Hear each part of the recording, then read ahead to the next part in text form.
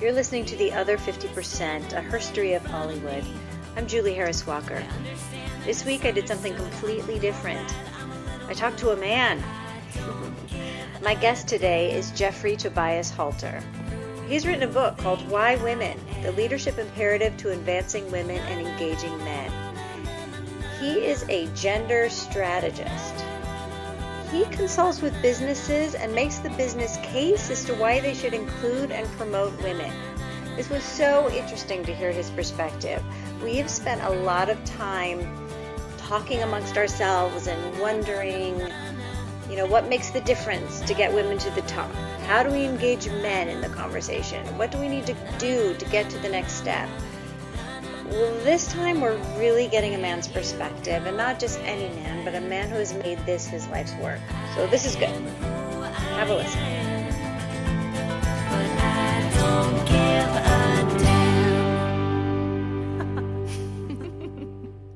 So first of all, what do you do for a living?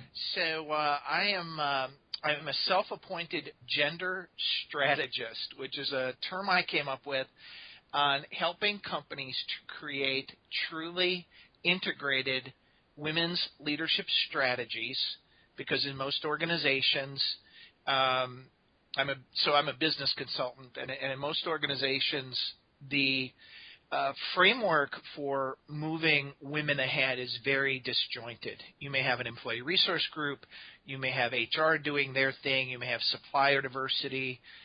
No one talks to sales, no one talks to marketing. The bulk of the people are in, field operating roles.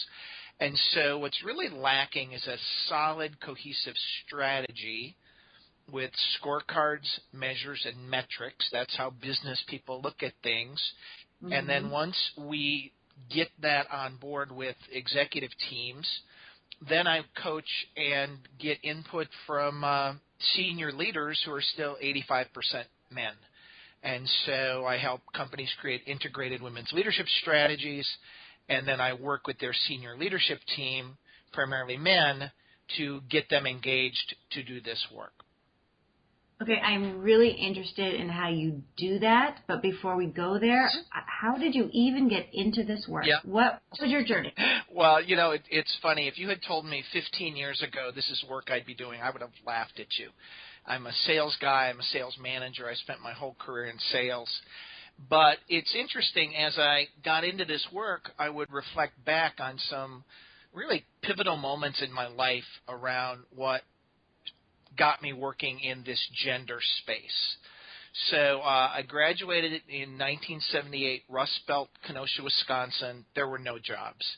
And as you did in the Midwest in those days, I graduated and got married 2 weeks later. And still married to my wife 37 years later. So it worked out. Well done.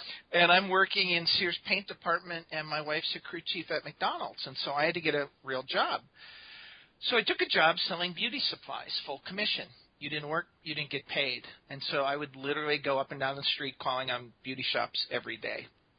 And at the age of 22, and I didn't even have a name for this, I cracked the relational nature of women, which is if you give them great service, if you listen to them, not only do you get their business, but you get all their friends. And they all grew up together, back in the day when you think about neighborhood beauty shops. And so within 2 years, I was the number one rep in the country. I won a new car in a sales contest. By the age of 26, I had 55 people working for me in 7 states. And this was 1983, and I felt the first reality check of business, and that is we were acquired by a larger company, and they immediately let go all the kind of people who were at the acquiree company. So I transitioned I always wanted to work Fortune 500, so I went to Procter & Gamble into a sales role. And this was another kind of gender epiphany moment for me. I got to introduce always feminine napkins. So P&G had a 97% male sales force, and always feminine napkin is the best feminine napkin a male engineer could possibly build. Because P&G is all about functionality, product design, and so this is an absolute true story, Julie. We would stand in grocery stores and we would do demonstrations. And so I would go up to a grocery store manager, always a man, and I'd have a sales kit, and I'd have always on one side and a Johnson & Johnson product or Kimberly-Clark product on the other. And we were trained to take blue water and pour it in both of these feminine napkins and then grab his hand and rub it on it and say, doesn't the dry weave feel softer? 10 times a day, 50 times a week. And after about 6 days, I actually ran into the first female buyer. And as I grabbed her hand to say, doesn't the dry weave feel softer, she looked me right in the eyes and said, softer, really? Have you ever worn one of these? And I turned about, 10 shades of red. And I just realized this is so stupid. This is transactional selling, very male. This is the way men would sell feminine napkins, right? Because you would never have a woman doing this. I'm listening to this thinking, did it not occur to anyone to bring a woman into this conversation or ask her opinion? I'm sure Procter & Gamble did all kinds of consumer panels on how this product worked, and the benefit versus the competition was dry weave technology, which is softer, but really, can't we have a little video or a film clip or something to do this? So I would thankfully leave Procter & Gamble in 1985. I went to Coca-Cola, height of the Cola Wars, absolutely great business, got to fight Pepsi every day. Would spend the next 15 years there in sales and sales management roles. I actually moved into a staff function running sales training for the Coca-Cola company, found out I loved training and development. But then something else happened in 2000, and that was Coca-Cola had a $200 million discrimination lawsuit, something no company should ever go through. And I inherited diversity education. Now, I'm a straight white guy, and I'm wondering what meeting did I not show up to get assigned the diversity education program. That is funny. And what part of the lawsuit made them think, let's put the white guy in Well, charge of it? I think it was the other kind of funny part was, we also laid off 8,000 people. And so I was, I was one of 8 people put on the lawsuit. And I didn't have a lot of experience in performance management or compensation, and I was a good trainer. So I think that's why they gave it to me, regardless of the topic. If you're a good trainer, you can train stuff. Sure. So and the program was like, if you've seen this episode of The Office with the really bad diversity training, that was what the vendor had us doing.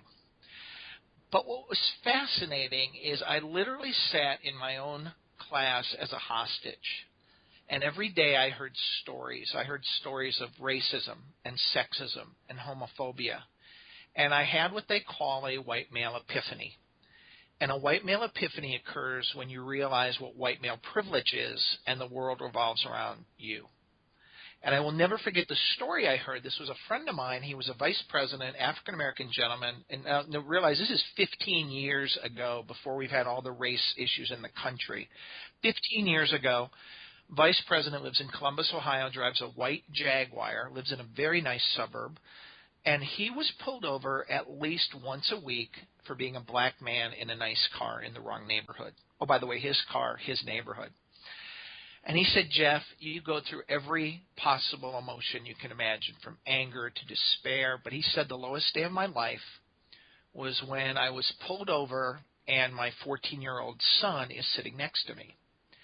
And he said, in that moment as a father, all you can do is drop your hands in your lap and be as polite as you can. Because when your son is pulled over in 2 or 3 years, the way you react in that moment is the way your son's going to react when he's pulled over. And I heard that, and as a father of a son and a daughter, I knew I would never experience that for my children. Yeah. And so I chose to get really active in this space, and I chose to move into advocacy. And so you start to go and immerse yourself in, African American cultural events, LGBT events. I ended up going to a number of different women in leadership conferences. And so I had this real mindset, but, everything in my, DNA is about driving this back to the business. So it's not a nice to do. It's a real business imperative. And I went to a conference, this was the time of the Mars Venus conferences. And they put us in a desert, and for 3 days we talked about the fact that men and women were different. Well, duh. Don't we know this? But what dawned on me was, in all the sales training I had ever done, we never differentiated between that buyer being a man or a woman, or the salesperson being a man or a woman. And I went back to my beauty supply days, my Procter & Gamble days.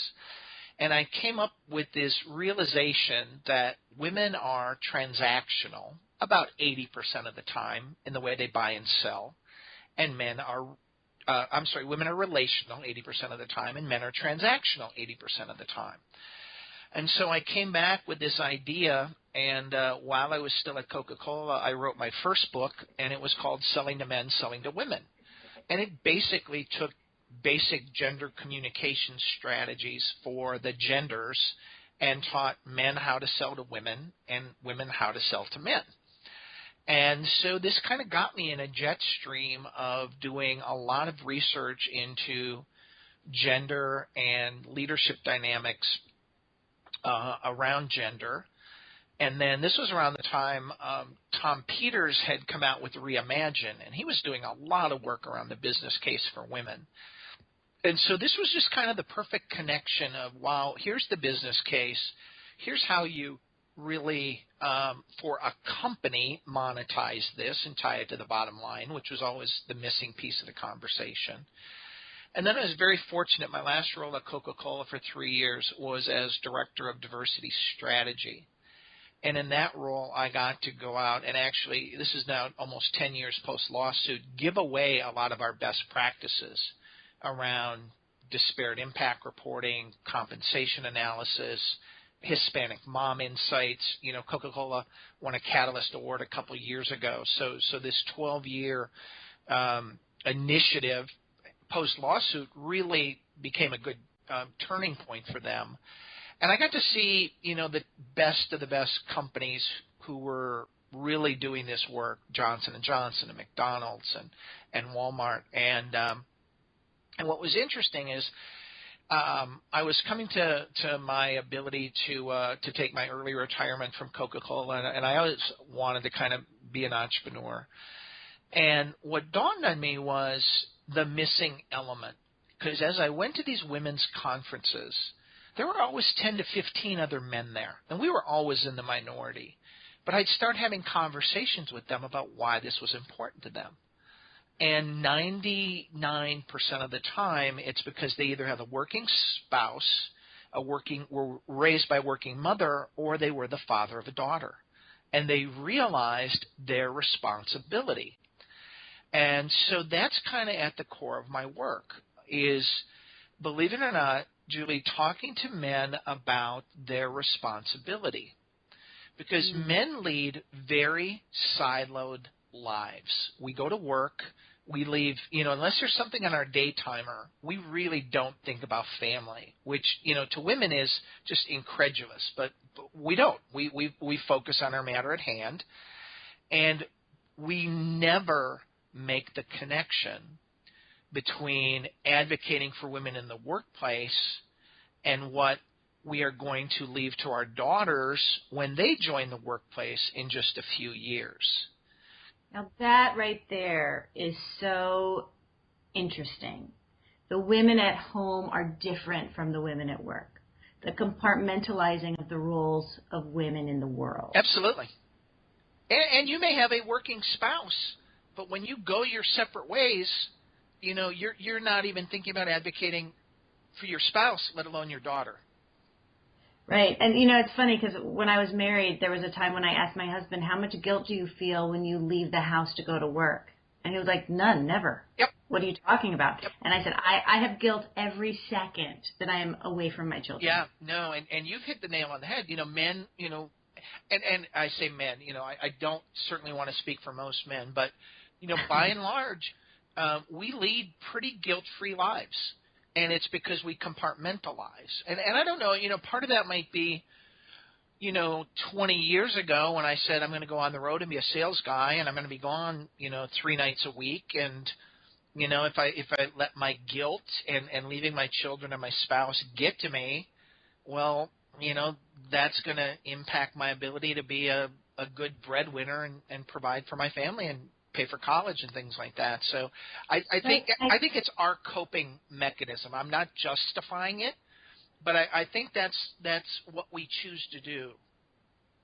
I think you were probably also raised to know that it's your responsibility to be the breadwinner and to provide. Absolutely. Yeah. And oh, by the way, you suck it up. I got to tell you, this is kind of a funny story I rarely tell. When I was selling feminine napkins, I absolutely hated going to work. Well, I came home. I had been this very successful salesperson. I was with Procter & Gamble for 8 weeks and hated this job. And I went home to quit, and my wife said, well, you sell diapers, and I'm pregnant. I think God's trying to tell us you need to keep this job for about 9 more months. And so, so you put your armor on and you go to work. But, I got to tell you, I didn't love selling toilet paper and feminine napkins and facial tissue. So I can't imagine. That was never the dream. Yeah, right? So So the women I talk to, we spend a lot of time talking amongst ourselves about how do we engage men. Yep. And we hypothesize that it's probably around fairness and around they have daughters. Yep. And I do believe that is a piece of it. And I'd love to hear if you think there are other pieces that we're not thinking about. Yeah, what's interesting is I actually think there's about 30% of men who want to do this work and will help and support you. But number one, we need to be invited in. Believe it or not, most men aren't courageous enough to raise their hand. And a lot of that is around the male cultural norms that we have been raised with.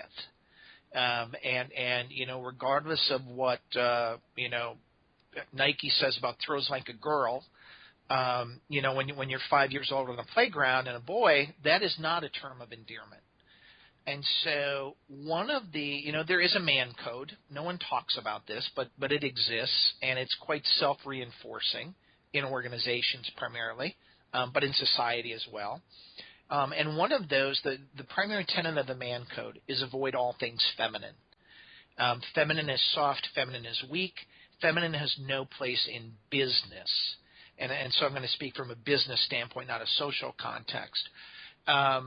But what that says to me as a man is even if I'm advocating for women, I am betraying this notion of the man code, which is, supporting and nurturing my feminine side. And so the men who are successful in this, as I do my work, I tell women, and I would love to tell you, Julie, that I'm talking to groups of 200 or 300 men every day. By and large, I'm talking to groups of 200 or 300 women every day and about 50 men.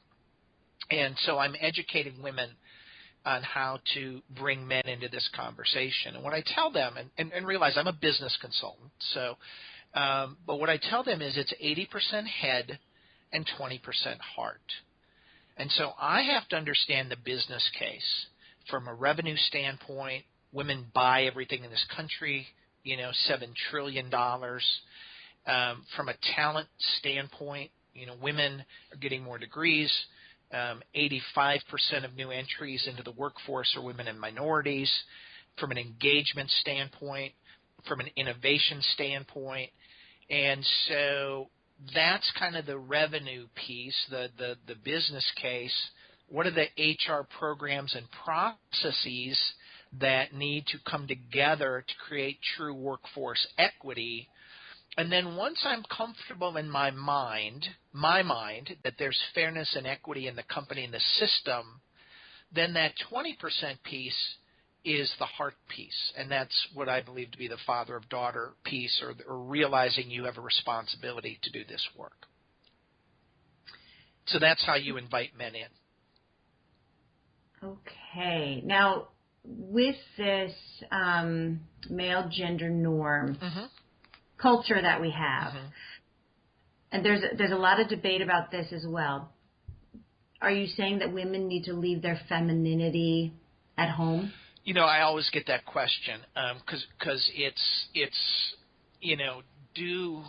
and is the burden on women to adapt to the workplace. Right. And my coaching is always this. Number one, no. You have to be your most genuine self. That is the only way you're going to be successful. If you're not, you are going to experience stress, breakdown. It's not going to be healthy. That being said, I'm a big believer in adaptive leadership. And adaptive leadership says, and men do this, quite a bit as well. And that is you don't have to give up who your genuine self is, but you certainly have to know when to flex and when to adapt as appropriate while still being your genuine self. Mm-hmm. And I'll tell a story.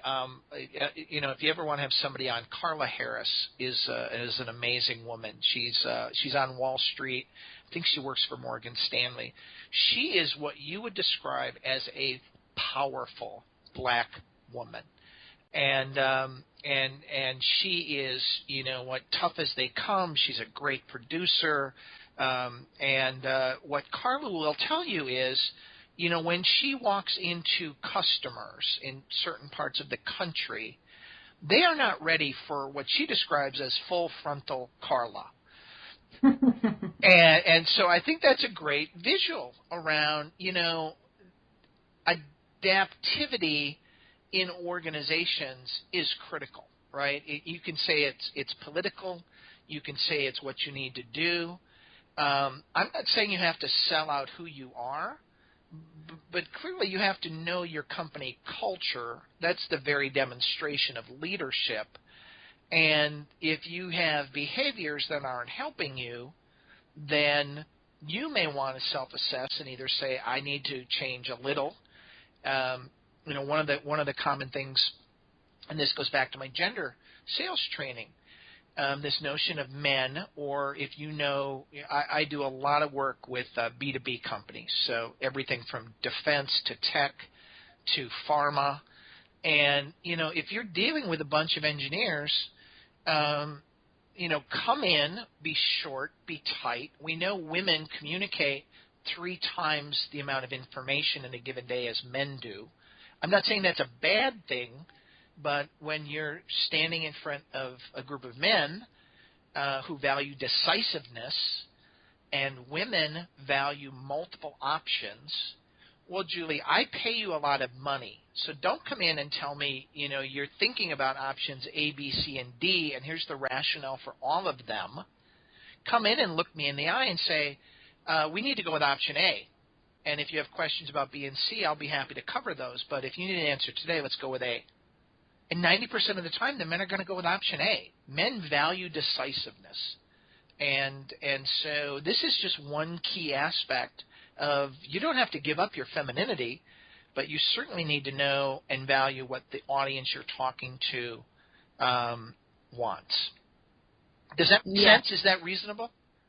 Yeah. No, so that leads to, I ask a lot of women, have you had to modify your communication style or how you approach things in order to be heard and in order to be effective?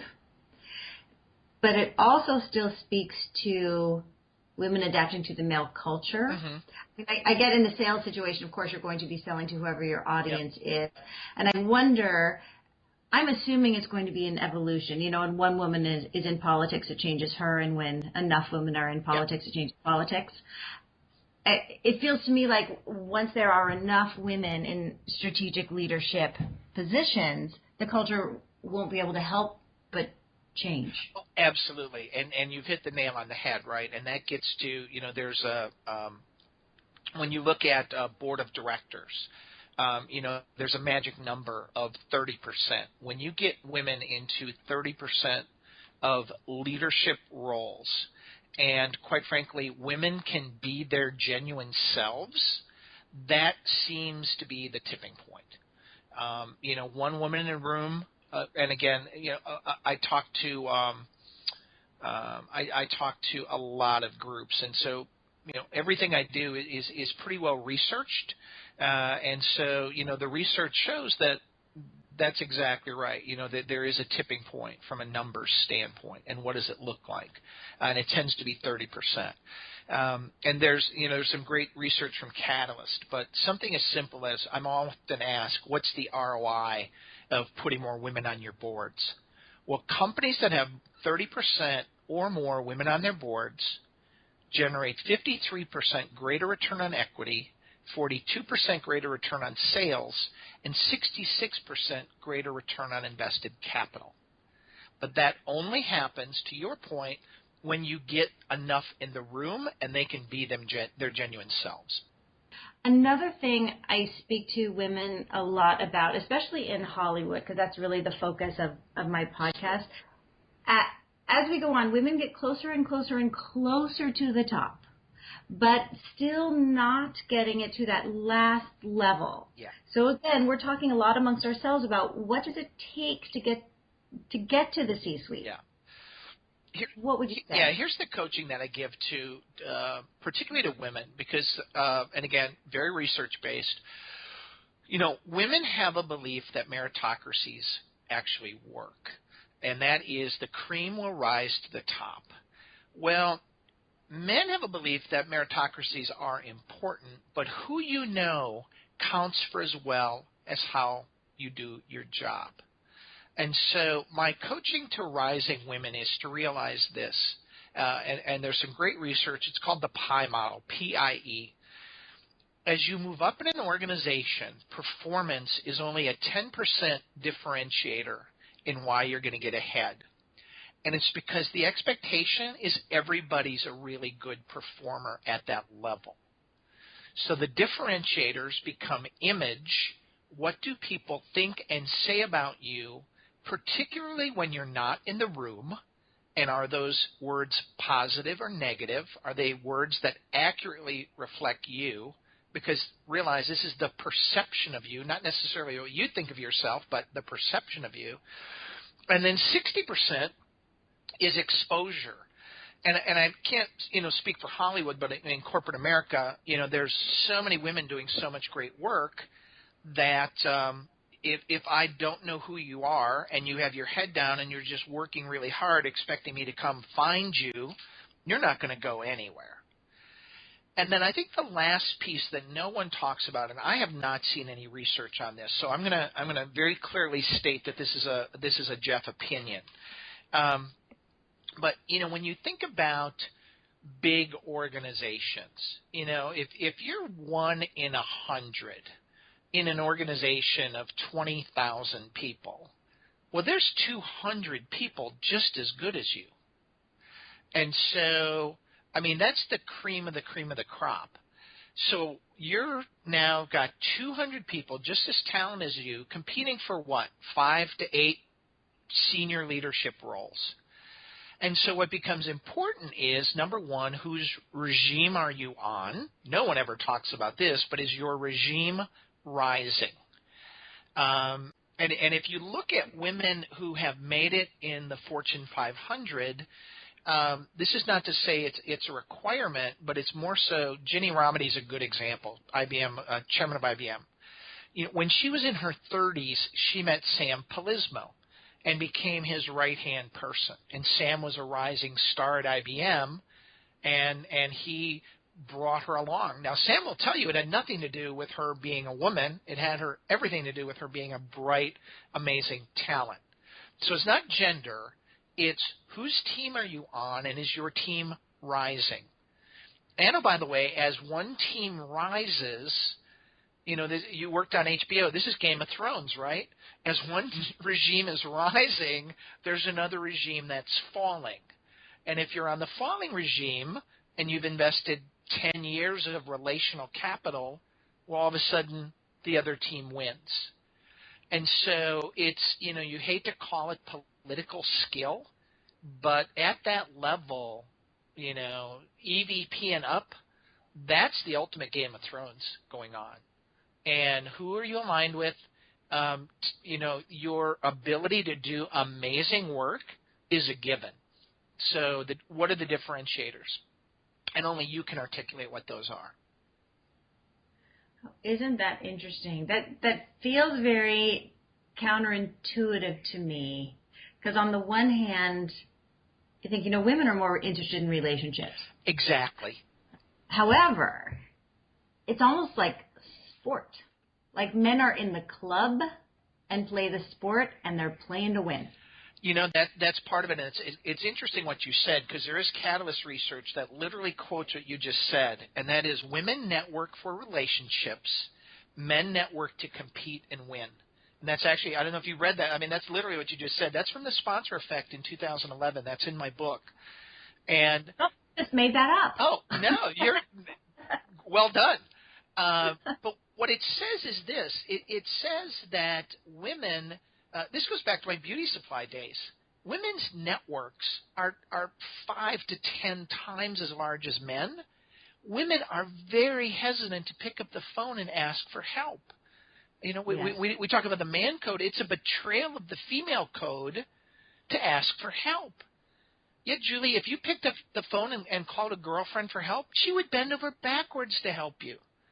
In a minute. And I would never ask. Yeah. Yeah, right. You're right. And that's one of the things I talk about largely to a female audience. I don't necessarily bring men into this, but the point is when women realize the power they have in this country, it's game, set, match. The day you all get on the same page. But until then, nothing's going to change.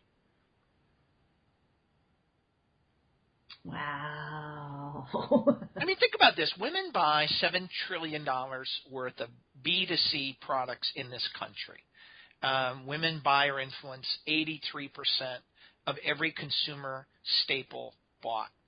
Well, why wouldn't you exercise your power and say, XYZ company, you generate 80% of your revenue in women's clothing, and you only have 3 women on your board? Why wouldn't you have 8 women on your board? And oh, by the way, maybe we're going to stop buying your brand. This isn't boycotting Augusta because you can't play golf there. This is just supporting and not purchasing companies that aren't transparent and supportive of women. No, you're right, and it does come back to owning our power. This also speaks to a conversation I've been having a lot recently, which is women are not a minority. No. And yet women are treated like a minority, and women have internalized that we're a minority. Yep. And we're actually the majority. Oh, absolutely. Absolutely.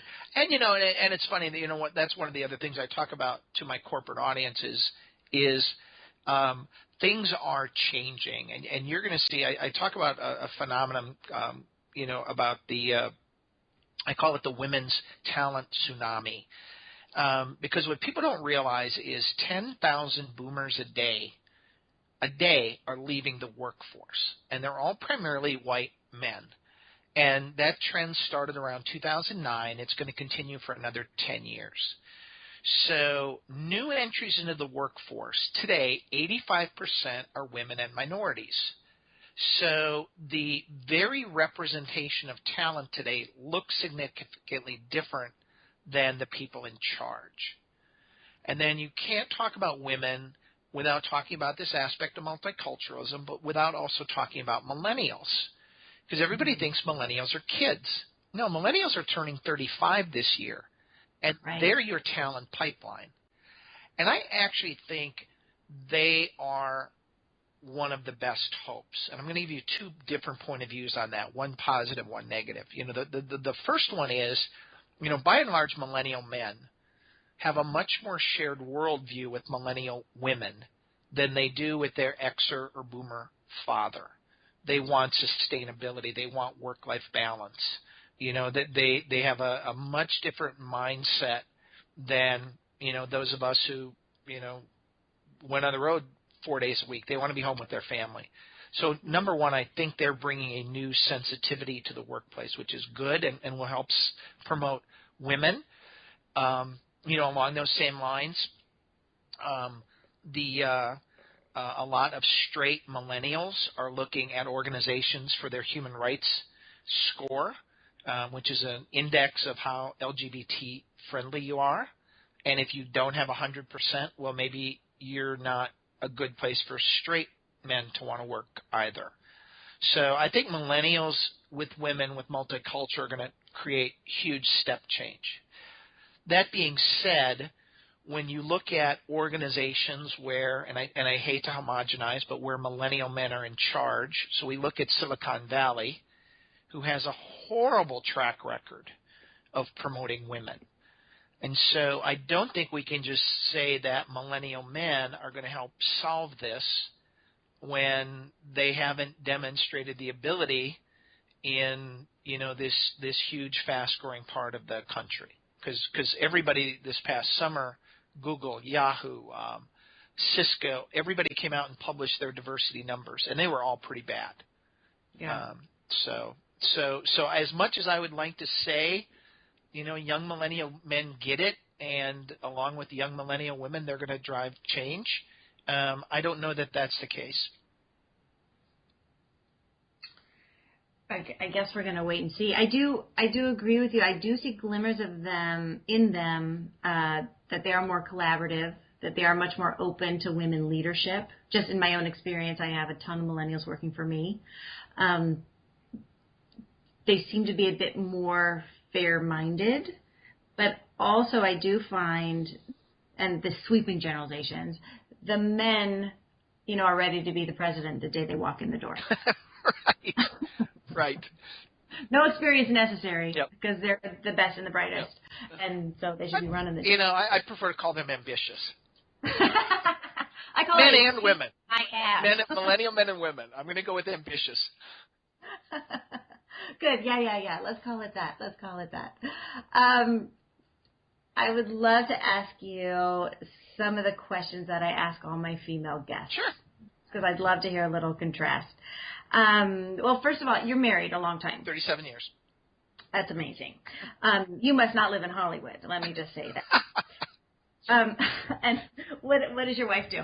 Well, it's interesting for me to announce this. She actually supports my back of house. She has a finance background, but total transparency for your listeners, we had a pretty traditional marriage. Growing up, we relocated 13 times. She was a trailing spouse, and my wife has college credits from about 5 different universities, and never got her degree. She was the supportive, stay-at-home, traditional mom. Now, did you have to negotiate that, or did you just fall into those roles? No, I think we fell into those roles 37 years ago when my career, quite frankly, skyrocketed in sales, and we moved where the money was, and that's kind of the function of that just what went on. So I would say that's whoever had the greatest earning potential, which was at that time me. And I guess then that also answers the question of how did you manage your family life? Yep. With your work life? Yeah. As I tell people, we've got 2 great married kids. They both have their master's degrees, and I did what boomer dads are supposed to do. I went on the road, I made money, and tried not to screw my kids up. And my wife did an amazing job raising 2 incredible kids. And so I was wait till your father gets home. And by then I was usually too tired on Friday to deal with that. So I'm giving you some very honest answers here. I hope your listeners appreciate that. So you did your job. I did my job. I went and made money. Now, how about your daughter? Is she in that kind of relationship? It's funny. her husband is making it in the craft beer industry, which is on fire right now. She is in digital learning. It's funny because she's more in the educational space, but it's interesting being in this seat, right? And if my daughter, who worships her mother, said, Dad, I want to be a stay-at-home mom and let my husband, go into sales and make money. Having raised a strong daughter, I'm going to support her decision. That being said, I don't want her, if that's a true parity situation and a true joint decision, I'm going to defer to her. But by the same token, would I be a little disappointed? Maybe. Well, I think the goal is to have choice, right? That's absolutely the goal. That is absolutely the goal. And so I also have a son. He and his wife both have masters from Georgia Tech. They're both brilliantly gifted. And I have no doubt that his wife could potentially earn more money than he would. And, if he ends up being a stay-at-home dad, I'm really good with that too. Yeah. The question. It's all about, to your point, it's about choice. Right. And then would he be okay with that? Oh, I think he'd be an amazing stay-at-home dad. Yeah. It feels to me, talking to a lot of women, and a lot of them are breadwinners, that the easiest way to be super successful at your career is to have a stay-at-home spouse that takes care of everything else, that enables you to have the freedom to do that.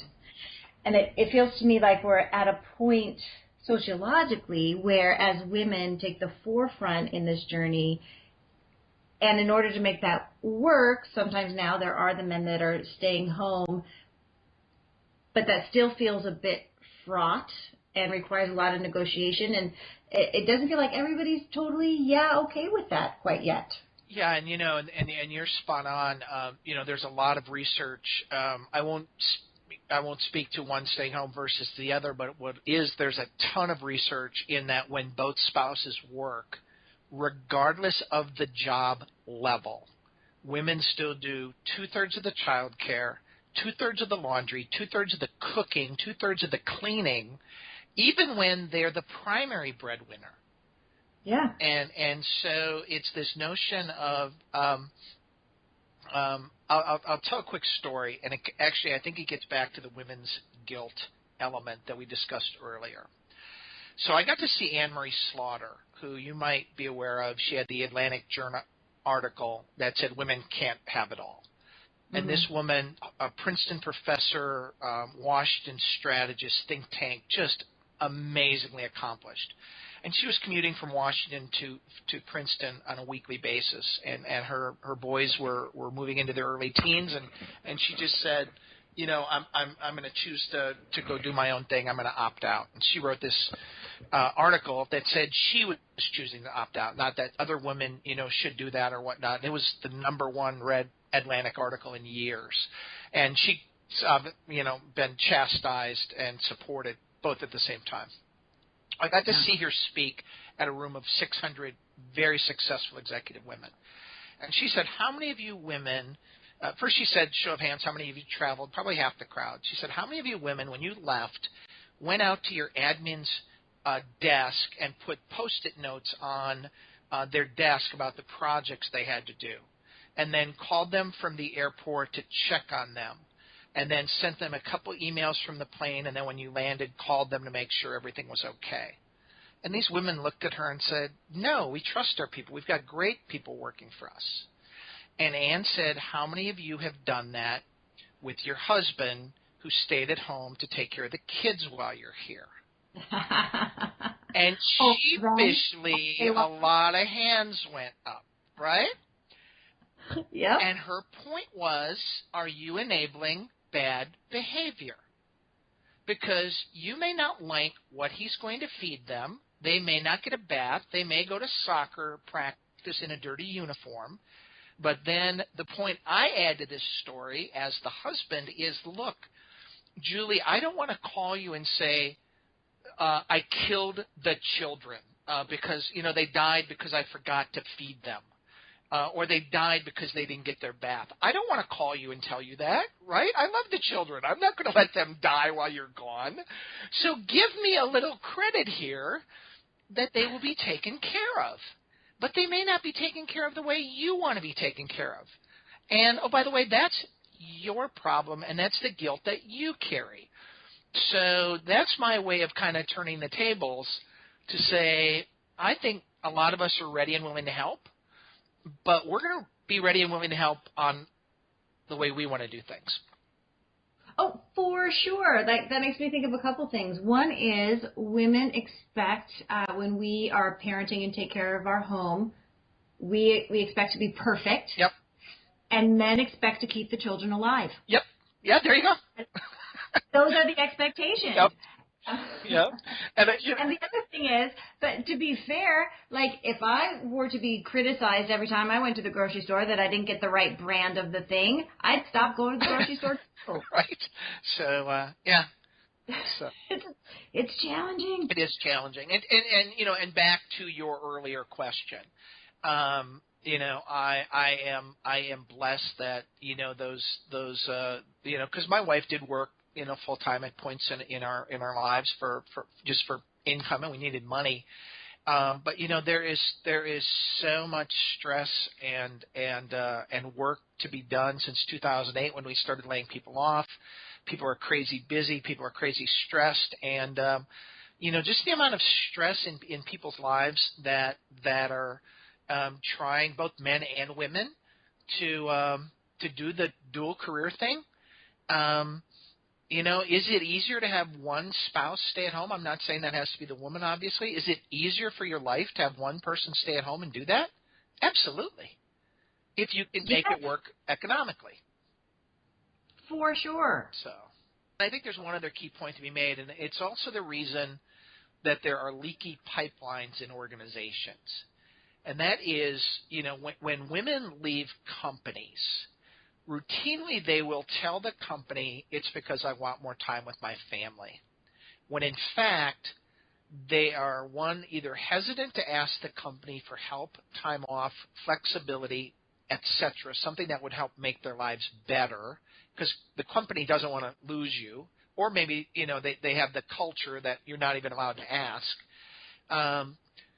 But most of the women I know who leave corporate America leave so because they want flexibility.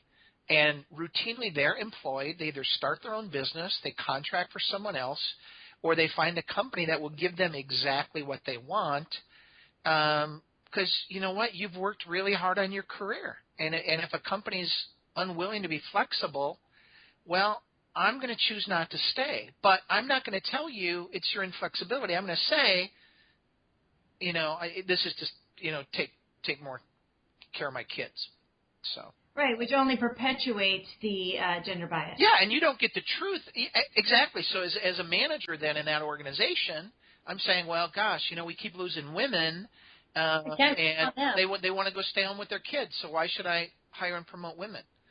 Exactly. So and that is, you know, at the core of my work, which is men and women are having different experiences in the workplace, and oh, by the way, men don't want to talk about it. We're scared to death. We'll say or do the wrong thing. But what men don't realize is women don't want to have this conversation either. Women want to be recognized as great accountants, great coders, great salespeople. They don't want to be the flag bearer for all women's issues.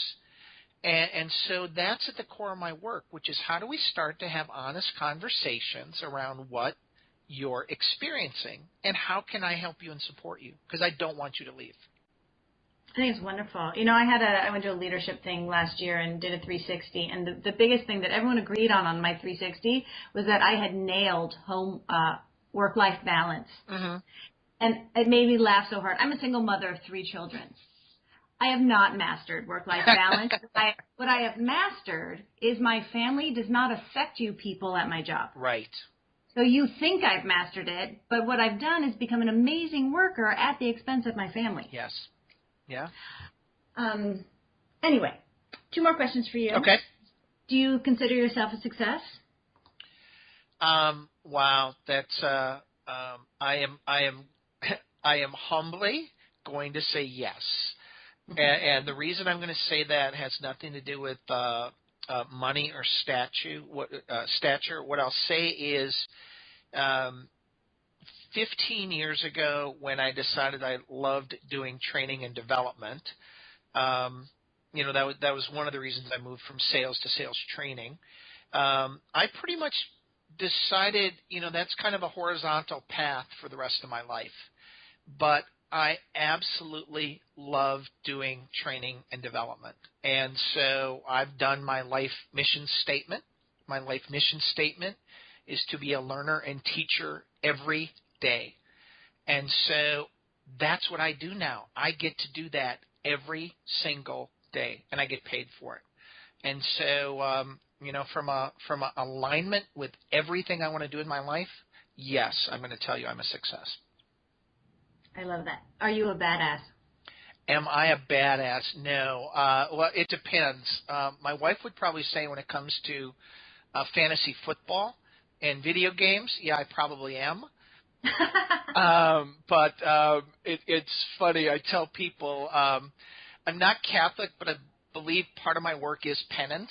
Because I have to tell you, that 15 years I didn't tell you about at Coca-Cola, I was probably not the good guy that I am today. I was an enforcer of the man code. I have to tell you, business back in the day, Mad Men was a tip of the iceberg compared to what went on in a lot of organizations. And so I would like to think I have left my badass days behind. I'd like to think maybe I'm a badass man looking to advance women. How's that? That is the best kind of badass to be. There you go. Well, I, as a woman, am very grateful for the work that you're doing, and I hope you train and send an army of yous out in the world. Exactly. I like that. All right. Thank you so much. Oh, my pleasure. You've been listening to The Other 50%. I'm Julie Harris Walker. I'd like to thank Jeffery Tobias Halter for being our guest and sharing his story. And special thanks to Jonathan Lucas for editing, Jay Rowe, Danny Rosner, and Allison McQuaid for the music. Please find us on iTunes and subscribe and leave a review, and on our website, theother50%.com, all spelled out, for added features and bios of our guests. Thanks for listening. See you next time.